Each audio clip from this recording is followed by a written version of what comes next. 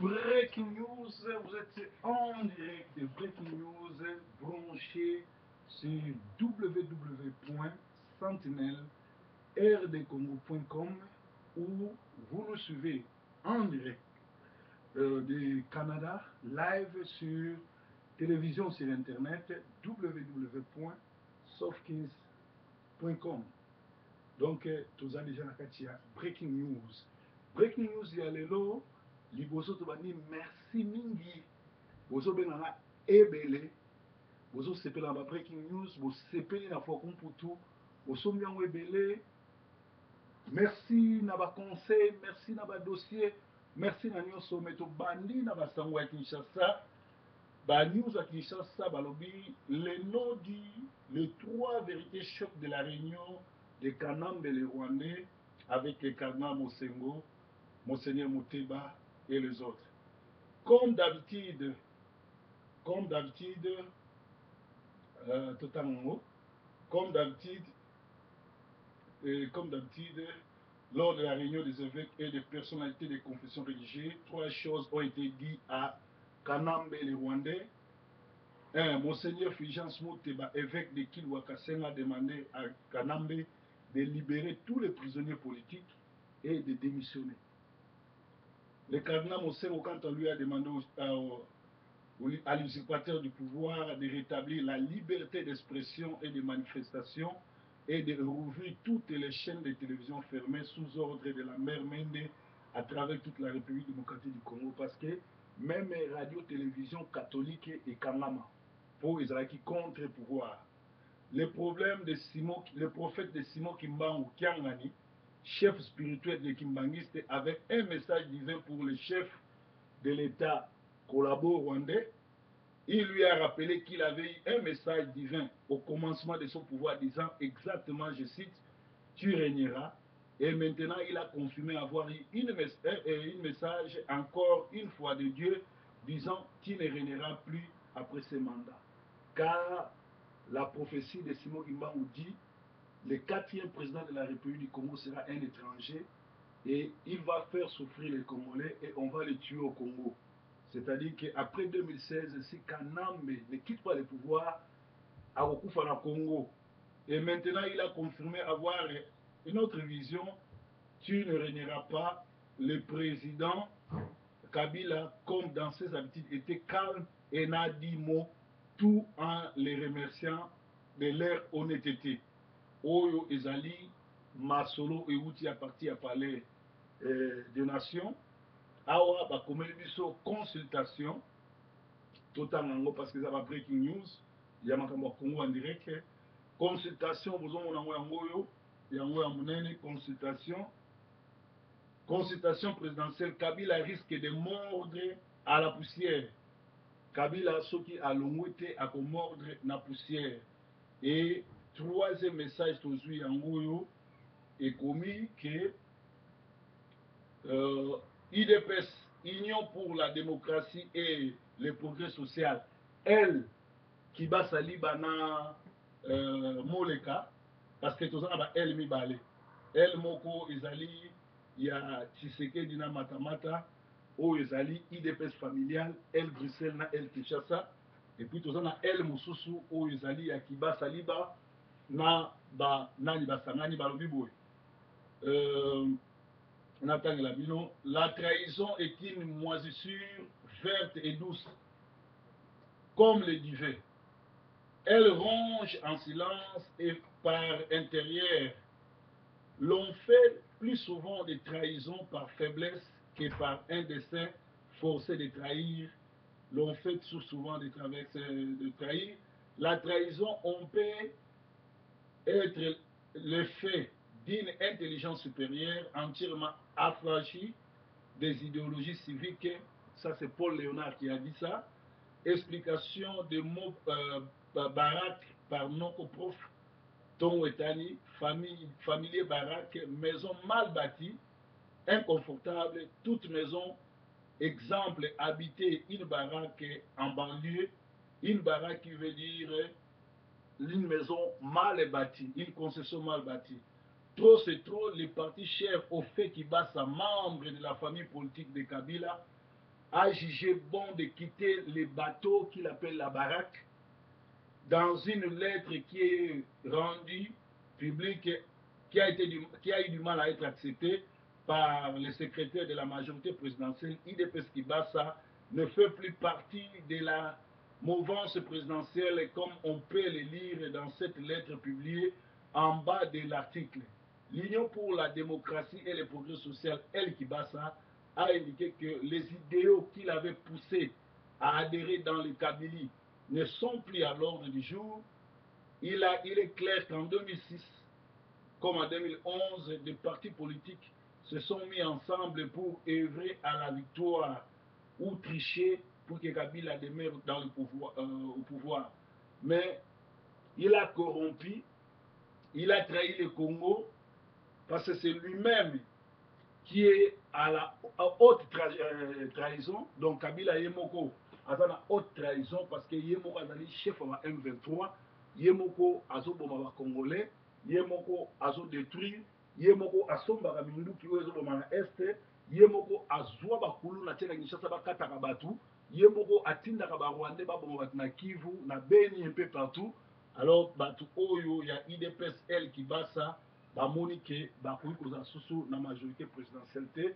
Bravo, toza na posa bacongolais oyo conscience ezosala, toza na posa bacongolais oyo mosala ezali te kaka te balobaka, mais toza na posa bacongolais oyo misala na bango motu na bango ezosala.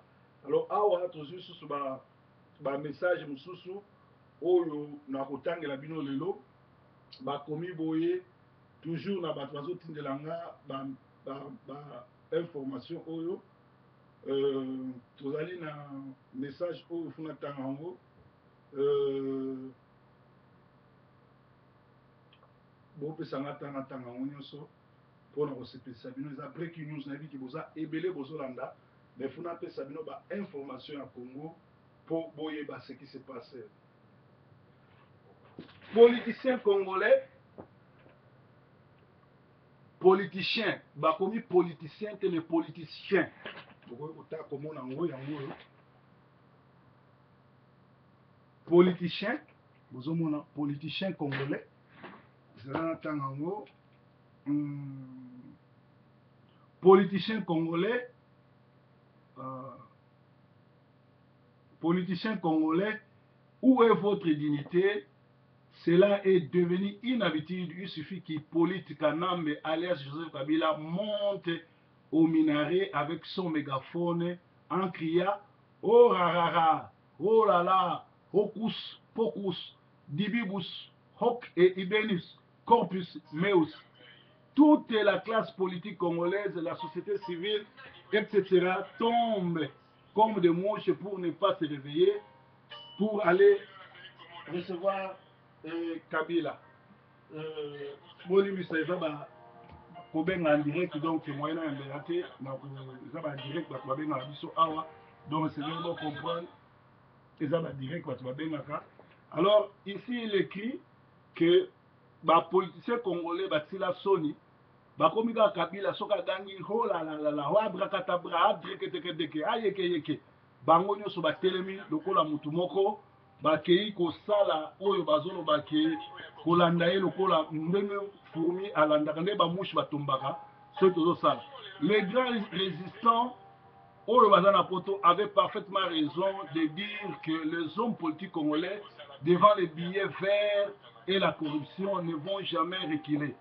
La corruption, les billets verts des Yankees sont devenus la religion des hommes politiques congolais. De même, l'analyste Dr Bamba Dilelo a raison de dire nos hommes politiques sont éternels naïfs.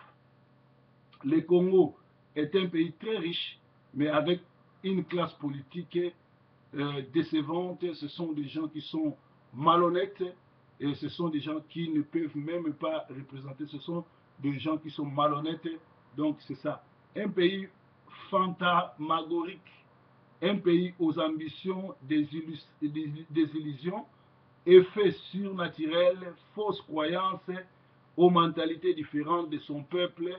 Pour le bien comprendre, l'homme politique congolais est naïf, congolais, et sa vraie histoire pendant la colonisation, après la colonisation et jusqu'à nos jours, il faut y aller à la source. Cette source-là, c'est la puissance coloniale, la Belgique, notre pays colonisateur. Avant de continuer mes propos, je vous cite un exemple de deux personnes. Le premier est un fumeur de chanvre, André Kimbuta. Le second était vendeur de Matiti Mabé, que nous appelons Diamba, Bangui, Bochab. Donc, entre les deux personnes citées, qui est criminel? D'après moi, le criminel est celui qui achète et fume du chanvre. Eh bien, s'il n'achète plus, le vendeur ne viendra plus offrir sa marchandise à Kobuka Lisusu kesi à l'état pour akende kosomba diamba bangi. Il ne faut plus dépouiller la caisse de l'État pour se procurer son cannabis. Au finish, la grande majorité de la classe politique et l'élite congolaise rêvent de vivre plus mieux que le peuple. Ils sont égoïstes pour les intérêts personnels. Le peuple rêve aussi de vivre mieux, une bonne éducation pour les enfants, de bons soins médicaux, manger 3 fois par jour, l'eau potable, l'électricité, la sécurité de l'air bien et de nos frontières qui ne sont pas respectées, etc. Hippolyte Kanambe, alias Joseph Kabila, a aussi un rêve brigué coûte que coûte le 3e mandat qu'il n'aura jamais, devenir président à vie, etc. Finalement, le roi dans un pays qui n'est pas le sien, c'est drôle comme histoire et rêve. Et rêver est le monopole de toute personne. Tout individu a droit au rêve, voire même l'imposteur. Il n'y a même pas de censure pour cela. L'on n'interdit personne de rêver. Pour imposter Hippolyte Kanambe alias Joseph Kabila, un bon conseil qu'il aille faire ses rêves et cauchemars au Rwanda ou en Tanzanie, là où il était chauffeur. Il va organiser les élections, qu'il aille briguer son poste bien-aimé de président en Tanzanie, Ingeta. Donc, oyo ezali ba réalité oyo ezoleka na mboka na biso, toza lisusu na message mosusu natanga yango awa mpo na bino bato oyo bozolanda biso ekozala malamu mingi parce que tozali bongo na breaking news.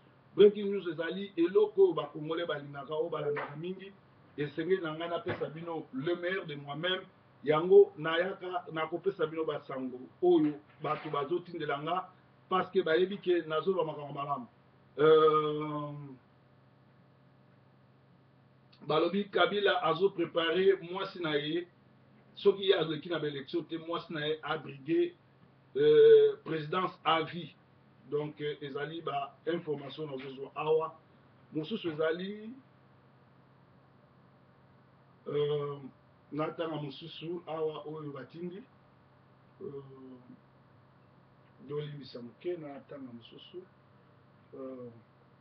basango nazoya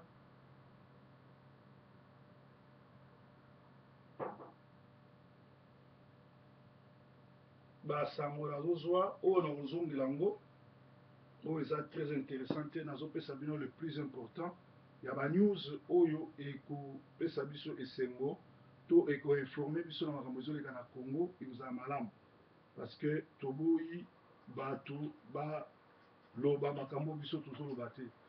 Selon le professeur François, selon le docteur François Chipamba Mpwila, le bureau d'études experts et stratégie BEES 385 a communiqué la position de la base de l'UNPS qui se distancie clairement de la mouvance familiale, laquelle a pris les organes du parti en otage, et il précise, voici l'intégralité de cette très longue et instructive prise de position. Le dialogue avec le pouvoir en place à Kinshasa est inapproprié et contre-productif. Nous dénonçons avec fermeté et condamnons la position prise par la direction politique de l'UDPS de dialoguer avec les pouvoirs. Nous nous désolidarisons totalement de cette position qui aggravera la tragédie congolaise et n'engage que ceux qui l'ont prise et devront tôt ou tard à rendre compte aux membres du parti, au peuple et à l'histoire. En effet, dans sa feuille de route du 14 février 2015, en faveur du dialogue avec le pouvoir en place, la direction politique de l'UDPS a donné la preuve de l'illusion, de la naïveté, de l'imprudence et de la lâcheté, de la compromission, de la complicité et de l'ignorance capable et coupable et impardonnable de l'histoire nationale et internationale. La direction politique de l'IDPS n'a pas consulté les éminents, grise les experts du parti, elle a violé les statuts du parti, elle a ignoré les conclusions des experts internationaux et nationaux, elle a lu l'histoire à l'envers. Elle a trahi le peuple, elle a craché sur les élections, sur les électeurs du 28 novembre 2011 et sur les cadavres de victimes massacrées lors de ces élections et lors des massacres du 19 du 21 janvier 2015. Elle n'a pas tiré toutes les leçons de la non-application des résolutions du Conseil de sécurité de l'ONU sur la RDC et des accords issus des dialogues intérieurs nationaux et internationaux avec les tyrans, ni des conséquences catastrophiques provoquées dans le monde par toute politique d'apaisement envers les tyrans impénitents, sadiques et cyniques.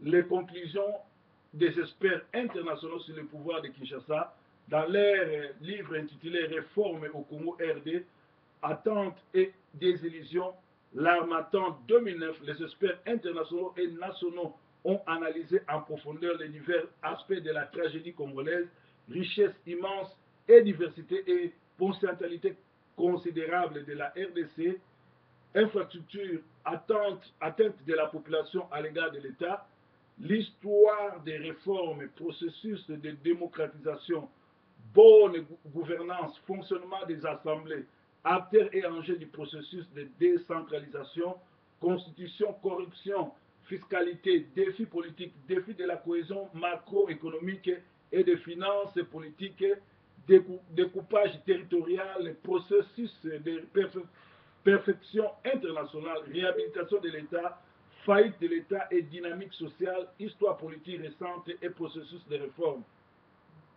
Aide publique au développement octroyée à la RDC par la communauté internationale, armée, services de sécurité, comportement des gestionnaires de l'État, État et territoire, paysage et processus de décentralisation, réforme de 2006, acteurs et enjeux du processus de décentralisation, réforme de la justice, dette au développement, mission de l'ONU en RDC, société civile face à l'État, réforme des secteurs miniers, appui au secteur des médias, agriculture, sécurité alimentaire et développement économique, pouvoir et impuissance des régimes de semi-tutelle, bien-être de la population et développement. Boyebi suite masolo nyonso surtout ezolakisa ke bato oyo balingi Kongo te pe balingi kosalela Kongo te baza wana mpona kobebisa masolo nyonso.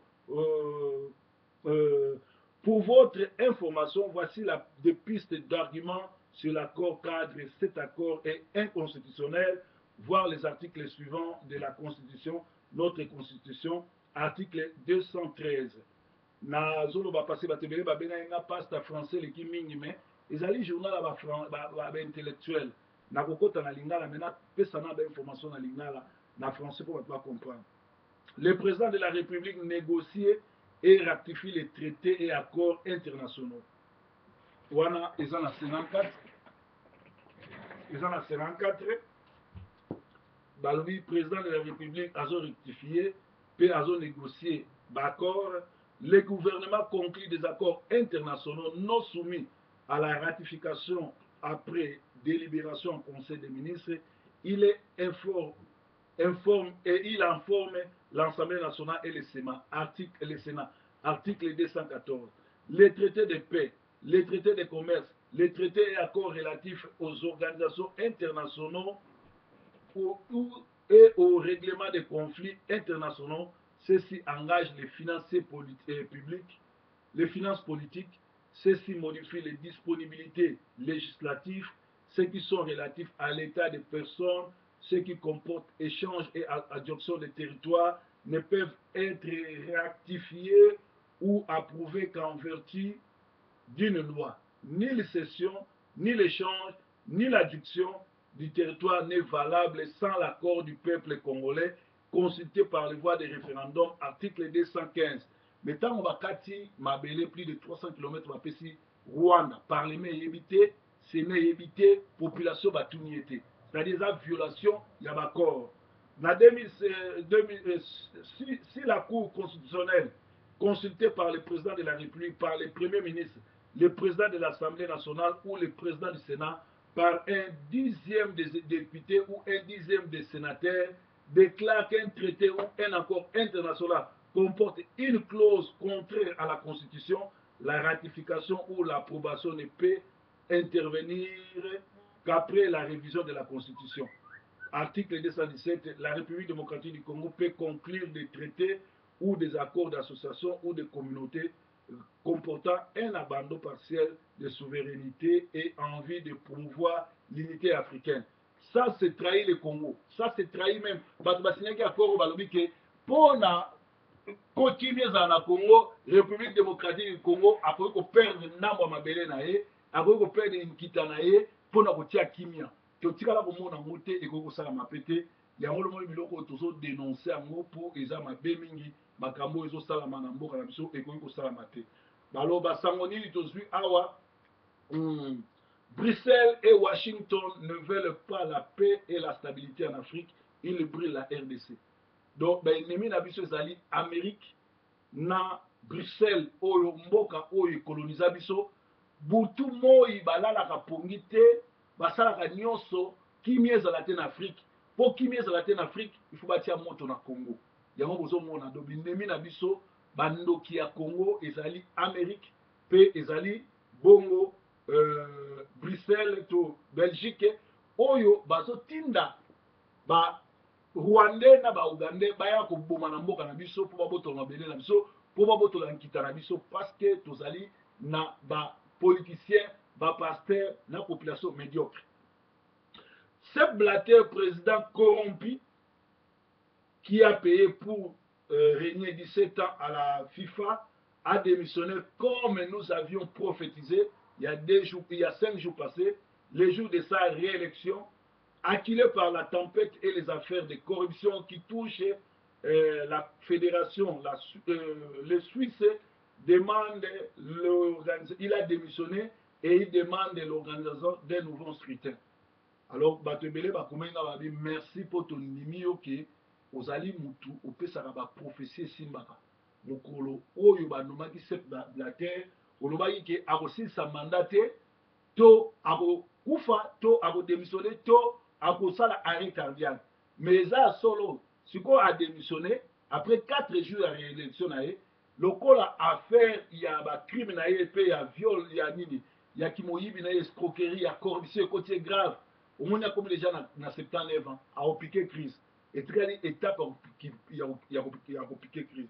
C'est-à-dire awa tolobaka vérité pe tokoselaka moto makambo te tolobi déjà makambo ya nani ya makambo ezoleka na FIFA po tolobaka makambo ya mbongo te toba makambo nyonso tu. Awa lisusu tozwi communiqué mosusu bayebisi biso boye bakisi ya bachinois ezoboma bato ebele na Congo. Bobenga bandeko na bino baza na Kinshasa baboti bamama toyebi ke génocide eza ndenge ebele ntango bazodeside baboma peuple moko bakoki kotindele bakisi ya lokuta bakoki kopesa consigne na minganga baboma bato mosusu bakokufa na nzala bato mosusu bakokotisa bango na boloko for nothing mpo na rien bakufa kuna bamosusu bakokufa na poison bamisusu bakokufa na bakisi ya mabe ndenge bachinois bazoteka bakisi ya mabe osombi kisi mpo ebikisa yo me kisi wana eza poison yango wana tozoyebisa bato bokende te na bahôpital ya bachinois bosomba mpe kisi ya bachinois te parce que baye wana mpo na kocontinue génocide ya kotiela bato bapoison ya koboma bato babomi mingi mpe bazonyokola bakongole mingi likambo te. Lumumba alobaki boye bendemi ya Congo intérieur na extérieur tokoniataka bango un jour ngonga ngo yango oyo les ennemis du Congo intérieur et extérieur bakolabo assassin bacriminel ngonga ngo oyo tokoniata bango na kombo ya puissance ya Saint-Esprit ndenge Alain Moloto alobaki Congo Jésus-Christ aza roi Congo tokomi na ntango ya kopoma kopapa koniata eza su ntango ya kolela te toleli mingi bato ebele babengi ngai babi paster tolandaka yo bato ebele bazokoma bazoki Congo bamisu baya baproblème ya immigration omoni teke bazobebisa situation ya solo bazobebisa situation bato ebele baza na misala mabe bauta na mboka bauta Congo bazalaki bandoki baye awa bazomanifeste yango mutu nyonso akoyebisa bino azokende Congo mutu nyonso tu azoleka na tv kosala badéclaration azoleka Congo azali ennemi ya Congo azali oyo alingi Congo te mpe azali mutu oyo fu totelemela ye mpe bozongisa jamais relation na ye en passant awa tolobaki le 5 oyo le 5 juin liboso ya ambassade ya Congo na Londres ezali na piqué eza wana totelema mpo barefule bandeko na biso te alors mutu nyonso tu oyo azoleka na tv oyo azosala émission kakozonga Congo azali ennemi ya bato na bazwi mikanda te azali ennemi ya bato oyo baza kokende koluka Congo ebonga c'est-à-dire mutu andenge okozala na relation na ye te kosololaka na ye mpe lisu te mpo aza ennemi ya Congo alors communiqué mosusu nazwi eza na mesa awa bolinga mama Nzita mingi asekisa biso asala théâtre kitoko mama wana lelo aza gravement malade na hôpital eloko ezokamwisanga azali stepmother ya bishop Kankenza donc ye mutu abokola bishop Kankenza donc papa na ye papa Kankenza abalaka mama Shako mama nani Nzita nde abokoli ba Kankenza mais Kankenza ana mbongo ya magie ana mbongo ya pouvoir aza na mbongo ya kinganga azosala na Kinshasa aza mpe mutu asalaka miracle olia ke nobondela mpona mama na hôpital ni kokende obondela mpona ye ni koasiste ye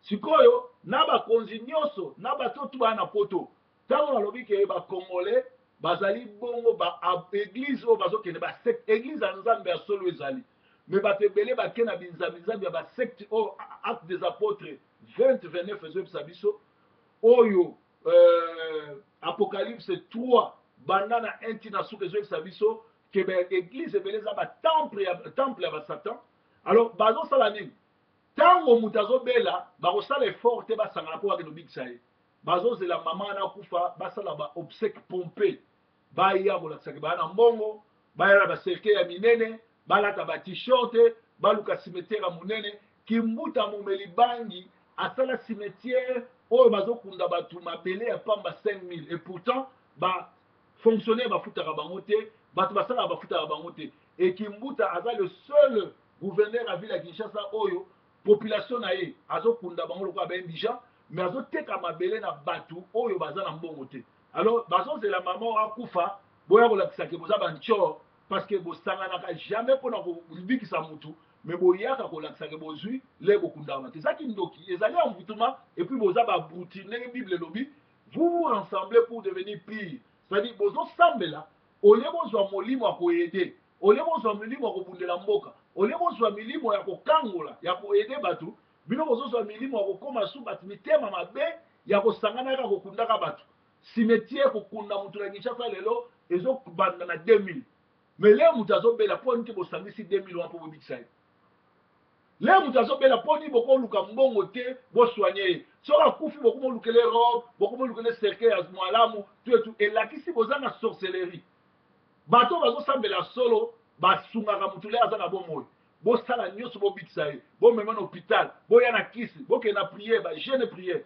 bino ntango mutu azobela bomonanaka te soki mutu akufi bosombi bacercueil boye na bafleur bolati noir mpona kolakisa ke bino nde boza bantior alors bopesi na raison na mateya na ngai nalobaki ke bacongolais bazali bongo église bazosambelaka bapriere bazokende olie ekolisa bango bakomi lokola bagalate bakomi envoûté bakomi babruti bakomi aliéné bakomi bongo bato ya misala mabe donc mama Nzita nzambe oyo nga nasambelaka azali rafa loboko ne mobali ekende kotouche na hôpital place oyali volonté ya nzambe esalama toza susu na posa na yo osekisa biso tokola na koseka na yo toza na posa na yo ozala toujours na kati ya mosala na yo bika nzambe apeso makasi soki eza volonté ya nzambe. Kabila étant l'incarnation du mal congolais, lui est le problème du Congo, il ne peut pas en aucun cas s'ériger en porteur de solutions aux problèmes dont lui-même est le spécialiste et le principal symbole de toutes ces crises. Voilà la preuve que 99% des Congolais sont devenus abrutis et envoûtés par des sectes. Kabila doit se suicider ou aller à la CPI lui et ses frères Vital, Robert Wakengo et autres, pour qu'il ait une transition politique pacifique et inclusive au Congo. Kabila yenda za problème. Kabila yenda za mobomi. Kabila yende problème à Congo so Kabila longwe. Bolongwe lika Kabila lelo na est wande balongwe. Pas ceci tout et tout et tout. Mais tala siko ye mutu aza mutu mabe. Ye mutu aza mutu a problème. Ye mutu aza ennemi à Congo. Azo linga siko a incarné on dirait ye mutu a fait sa solution. Bota la théâtre. Et de soi-disant hommes de Dieu. Bazo kende kuna. Ba pasteur nyonso tu ya l'église à réveil. Balobi balingi dialogue na kimia.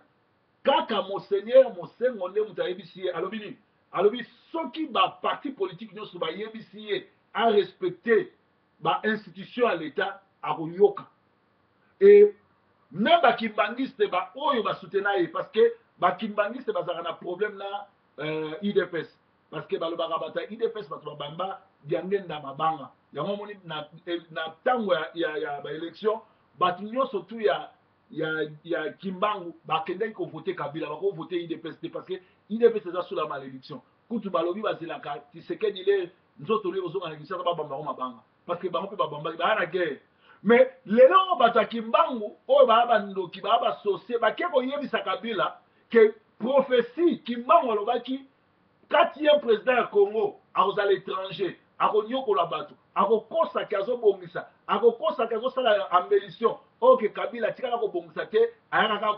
kaka kozipa mabulu mais ngonga na ye esili mpo soki akimi te bakoboma ye babangi ye te bake koyebisa ye yango bayebisi ye bozomona mpe awa balobi ke consultation présidentielle Kabila risque de mordre la poussière bayebisi ye vérité mais bagroupe oyo bapaster bareveil bino nyonso tu boyebi balobi nini tikala libela tata Mobutu tolingi yo 100 ans tomotombole mpe bana Paris bokeba Coutinho aza jamais pasteur ya Nzambe Coutinho aza kolabo aza na Paris ezokamwisanga bozoyamba ye lokola mosantu bozoyamba ye lokola ye mutu asolution pourtant Kabila uti kopesa ye 2 millions de dollars mpo akanga monoko epuis Coutinho ntango afdel akotaka basoda afdel bayaka na église na ye oyo bazalaka na église na ye bango nde bakenda kozwa la voix d'Isaïe donc atiaka pression ti oyoka sauvant le Congo ezalaka mouvement moko mpona kolibere Congo te ezalaki mouvement mpo tia bango pression bambongo oyo Kabila père alakaki apesa ye te yango akotela prison c'est-à-dire aza moko ya biso te alors bacombattant ya Paris bosocharge na ye ateya te asala eloko moko te mpo aza na biso te ndenge bosalaki na ndoki ya mbiye bosala mpe na ndenge moko bokeba mpe na shora kwetu aza ya biso te bible na ye bosomba te te mpe bolandaka te aza moto nazoluke mpona délivre ye ndenge moko bapublicité ya Walese ebandi deja koya bana bacombattant ya monde entier na Paris na Suisse na wapi soki aye bokangela ngai na kodélivre mpe asala mosala te parce que aye koluka aye kodétruire sur bafamille oyo prove balobaki te nayebisi bino tozokontinue bainformation toza nango yango oyo oyo ya Kabila si natangi ya mama Nzita natangi ya bachinois na lobi kolabo ya mwasi na kombo ya Dani azali 55e bureau ya Mende ake na Kinshasa ake kobima na leki ya Lubobo Lumbala na Kin Mende akangisi leki wana oyo akomi makangu ya fi oyo azalaka na Londres azali moko ya batu oyo a recruter ba single mother pe a recruter basi mingi ya mabala babengai mibali na bango po bazwa ba makango ba député na Kinshasa bino mo boyebi ba phénomène onde komi basi mingi ba bengani mibali na bango po bazwa ba député po bazwa mbongo yango wana après fois komputu 2 lere rubima tozo kubanda déjà tournage déjà ya sango mabala commission bandi ezali toko critiquer makambo ezoleka na mabala na poto toko critiquer makambo ebele pe toko pesa ba solution mutu moko akopamba donc Dani oyo azalaka na Londres boyebi ye alors azali 55e bureau ya nani ya Mende akangisi leki ya batu na Kinshasa donc bokeba bino batu bokizaka bilingalinga parce que eza mama mingi awa nazopesa grand salam na André Mungudi master na nga totanga na ye école primaire moko na sadisana na kikwit na internat. Merci mingi garçon de la ville parce que koli atindaki ekomi. Ngungudi alakaki, Ngungudi a réalisé. Merci mingi. André Ngungudi. Alors toza susu na ba sango o toza nango awa nazotangela bino yango eza ebele na mesa na nga awa. Cardinal Mosengo alobi, si toute la classe politique lui dit à Kabila de respecter les délais constitutionnels, je pense que c'est là le président le tiendra compte de ça. C'est-à-dire que Monseigneur Mosengo alobi, soki classe politique nyonso, parce que toi on a problème na utilo bango awa, classe politique ya Congo ezali bongo na batu bazali bongo ba médiocre, bazali bongo ba corrompu, batikala jamais kozwa décision pour na bolamu ba congolais, batala kaka libumu na bango na bana na bango. Mais awa Mosengo ayebisi Kabila il faut démissionner, à respecter ba délai. Oh Kabila azo organiser biloko wana nyonso to pona nini? Parce que alingi azwa glissement, alingi atikala, alingi azala kaka bongo, alingi azala bongo, alingi azala bongo, alingi azala bongo, alingi atikala bongo, alingi glissement. Yango lozomona azo sala bongo. Kala mingi te, soki to bengani ete akolinga atikala ndenge wana. Or biso ba congolais, eloko ni photo sala. Biso ba congolais, toza na posa ya ba homme forte. Mais toi na posa ba institution fort. Or lelo le président oyo yenda za problème, yenda za mutu mabe, yenda za mutu oyo azobebisa masolo, yenda za mutu oyo aza ennemi ya Congo, mais ye moko alingi kotikala wana po ete ayebi ke congolais azaka faible liboso ya mbongo, ayebi ke congolais arespectaka makambo te. Or ndenge tolobaki nalandi mpe kulutu matanda azoloba esengeli tosala révolution. Solution ekoya kaka soki totelemi libanda ndenge tosalaki. Pe na ba accord cadre balobi ke soki 10 parlementaires ou bien la moitié ya ba parlementaires ba remarquer eloko ezotambola bien te basali lettre bako stopper likambo. Alors ba parlementaires ya opposition, pourquoi pas bazo tenter ko destituer Kabila? Pourquoi pas bazo tenter ko funda makambo nyonso ezoleka na Congo, ko funda même que armée rwandaise et comment va na Congo, ko funda sous tutelle ya makambo ezoleka na Congo? Réponse est simple parce que les parlementaires wana nyonso ba pesi bango ba mbongo, ba pesi bango ba sia ba rwandaise, ba pesi bango ba jipe, ba pesi bango na poison. Yango moni ba bandi kimia. Alors solution à biso ko huta, lobby ko na biso zo huta na résistance. Ngana yoka ka Mwanda lo baza résistant, Mwanda résistante. So Mwanda zali résistant na ba soldats za na bango, mete sito yoka bombe kwa na Kinshasa, mete sito yoka kengwa buka na makolo. Beto sito yoka Vital Abakundai. Résistance faut banda ko buka ba pipeline, ko tia moto na ba pipeline, ko tia moto na ba bis, ko buka ba biro na bango, na ba tango bazoke na ba concert a Zaiko, ba kepe boye bat mosusu lobi bakundi bango, bozo comprendre terme na zoloba. Place wana ba obanga biso. Soki kaka to continuer, oh tozo sala révolution na maloba, na eloko te Kabila ça déjà 17 ans. 14 ans. Bandaka ba Rwanda baya bato ke na 19e année et bazui batu na bango ba infiltrer bango na kata ba institution o balobaka clé boa bakangi biso eza pasi poto bima so to télémité. Alors heureusement nzambe na biso aza na biso akokende na kobatela biso. Yango tozotanga basango mususu ezokwela nga na miso awa oyo nazotangela bino awa donc basango eza ebele oyo ekwei awa. Breaking news, bakinois kanda somo pona soi-disant dialogue, peuple congolais a boy dialogue, bato ya IDPS basuka na baventure, suivez ndenge ezoleka na Kinshasa. Wana natangi yango. Fumutoto, un dernier aventurier, Fumutoto, un aventurier, azolobake, Kabila aleki Tshisekedi na mayele. Ngala kolobake, Fumutoto, Kabila, yo leki Kabila na muzoba. Parce que Kabila makamazo sala, yete mutako organiser dialogue, ye moko pete ako sala pour parler wana, o azo sala wana, azomi boma ye moko parce que communauté internationale ezo reconnaître été cette Blatter le bayebisi que corruption ye quitté Platini apesi ye conseil atie tembe sikoyo ba tu as FBI bakomi déjà na porte na ye mpo bakanga ye ke aza moyibi aye kodémissionner total eza ndenge omonaka bila bato tu bake wana ezalaki malamu aorganize consultation wana bachef spirituel bayebisi ye ke atika pouvoir me bato ya kimbangu bayebisi ye ke atika pouvoir baoboma ye yango wana azobanga koyamba bachef coutumier je crois tala makambo ezoleka na congo na bachef coutumier na bachef oyo église bachef coutumier banganga kutu bazokende yebisaka bila atika pouvoir mais bachef spirituel oyo bolobaka église de réveil bango nyonso bakomi tata mobutu tikala libela tata maréchal tikala libela mpo kabila eloko ezangi ye kaka ekoti na nzete ya mobutu bazokende kokosa ye donc eza mawa mingi Gabriel Moki a tindeli ngai message alobi attention attention pourquoi les gens de l'IDPS vous propagez des fausses nouvelles comme quoi que c'est Gabriel Mokia le demandeur du dialogue. Assumez vos erreurs s'il vous plaît. Monoko Makasi, c'est pas bon. Pas de dialogue. Pour moi, Gabriel Mokia, Hippolyte Kanachin, soi-disant, Joseph Kabila doit partir. IDPS va au dialogue seul. Merci.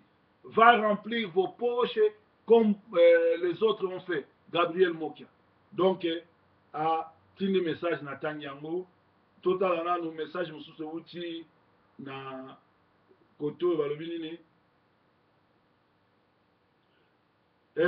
Sirocé en perte de vitesse et isolé dans l'opposition, IDPS change de stratégie. Après avoir refusé de rencontrer, de reconnaître les élections contestées de Joseph Kabila en novembre 2011, refusé d'envoyer ses députés à l'Assemblée nationale, refusé de participer aux consultations nationales, le parti d'Etienne Tshisekedi vient contre toute entente d'accepter le dialogue national proposé par le président usurpateur du pouvoir congolais, un changement de cap qui intervient alors que le président historique de l'IDPS, Etienne Tshisekedi, malade et absent depuis 2014, laisse peu à peu le règne de ce parti à son fils Félix alias Tchiboaboua, responsable des relations extérieures de l'IDPS. Confusion et contretemps. Adepte de l'isolement politique, IDPS risquait de se laisser petit à petit marginalisé par les deux autres grands partis de l'opposition, INC de Vital Kamerhe, les Rwandais, et MLC du sénateur Jean-Pierre Memba, parce que Palou a déjà refusé de continuer avec Kabila, et Gizen avait déjà dit qu'après 2016, ils doivent respecter la Constitution. Voilà pourquoi on ne parle plus du Palou, parce qu'ils connaissent leurs erreurs et ils sont revenus dans la réalité. MLC marche main à main dans la constatation anti-Kabila à la pointe de la fronde contre la modification de la Constitution et organisateur des manifestations de janvier 2015, INC et MLC ont réussi à fédérer d'autres partis d'opposition, dont certains décident de l'IDPS de Tshisekedi lors de la violente contestation de janvier 2015 contre la modification des lois électorales. IDPS de Tshisekedi avait en effet pris les trains en marche au deuxième jour de manifestation dans l'incompréhension généralisée des militants, souvent, flash, des sources anonymes, Hippolyte Kanambe, soi-disant Joseph Kabila, et son frère rwandais, comme lui, Rwakanigise alias Kamerhe, se sont rencontrés mardi 27 mai à Goma. Rwakanigise aurait tenté de dissuader son frère rwandais Kabila au sujet du dialogue et lui aurait dit cette rencontre pourrait se retourner en fin de faveur comme cela a été le cas de Mobutu à la conférence nationale souveraine. Donc, ils ont mawamini ndenge tolobi. Alors, tout ce qui s'appelle breaking news na Boseka, cette fois-ci, l'histoire oyo nazo dédié au ser na biso azali bon na Birmingham na kombo ya ser na biso na Birmingham tout au soleil le mingi abetenga masolo ya film alobi boye pasteur tolandaka nyonso tosepeli na film tozo de la suite fait en tout cas obeti masolo kitoko eza expérience ya poto moto nyonso to avanda na poto oseka na film wana pe prix au tia on a 2 livres en tout cas et ça la manga nteto mona muta bimisi mbongo na ye atie pona côté ka batuba original ya film yango eza ba original auto bisa lancement banda na première partie ti na place ba publicité eza ba lancement lisolo e bandi après ba publicité ezalaki pour to sali bongo pour boluka réalité ya kosomba 2 3 fois pour 1 fois pour 2 na fois pour 3 pour lisolo kota bino ndengwana boluka kosomba ngo merci mingi alors awa tozala masolo makasi awa masolo makasi oyo en plein breaking news masolo makasi oyo en plein breaking news masolo makasi oyo tozobeta awa ezali ke miyibi mibaye bauti oyiba malala ntango bayibi malala bayibi saki ya malala alo balobi no lokola bato bazalaka curie tokende kotanga yango pembeni na cimetière moko eza awa alo le bazokɔta na cimetière de malala ekwei comme bazalaki na saki mobima malala balobi no tokokipe de malala na nsima alo babandi kokabola malala oyo alobi moko ya yo moko yanga moko ya yo moko yanga le bazosalaka partage na bango na molili oyo boyebi kaka cimetière na butu ndenge yalaka alors dio moko boye ayane mpe diacre na église me bafo badiacre abayaka ne mbenda danse awuti ekala azozonga ndako sikoyo sikoyo jour yango mpe mpo ndako na ndako ya paster ezalaka pembeni ayoki mposa masuba oyebi kaka na bamolili abino nakota na cimetière oyo nakende kosuba na congo bazalaka na respect ya bamort te awa na poto tomonaka bacimetière ekoma baplace ya recueillement to respectaka bamort me tala ndeko oyo aza diacre na église amoni bien akende kosuba na kati ya cimetière lere akoti boye ayokaka kaka 2 personnes bazoba moko ya yo moko ya ngai siko tellement aza na se ya mbenda na se ya kwiti mpo na ye abulege no nzambe na satan bazokabola baame yango wana nzambe alobi moko ya yo satan alobi moko ya ngai alo na kobanga wana apakati mbangu ake osinale paster abeteli ma paster porte tala ezalaki ba 2 heures du matin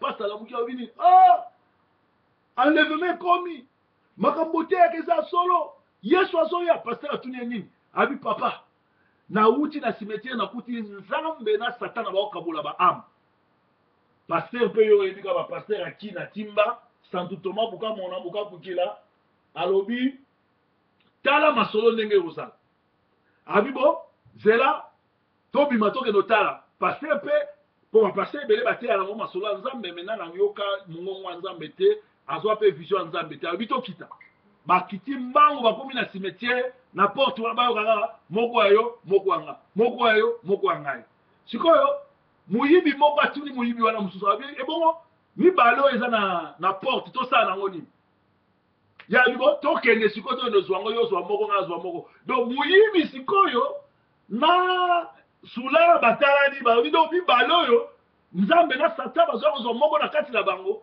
alors batalani babandi mbangu malamu me afa babanda okima moto na nzambe arapele abi nkolo yo lobaki oyo kozwa bato oyo bakufa me oyo bozokabola na satana moko ya yo moko yanga ngai ya master oyo na diacre na tokufi te bokozwa biso ndeni au nom de jésus bapokati mbangu tala mbangu wana bapakataki paster akobeta libaku azoki e dimanche avana nete aye otémoigner l'église alléluia tomonaki nzambe ndenge akabolaka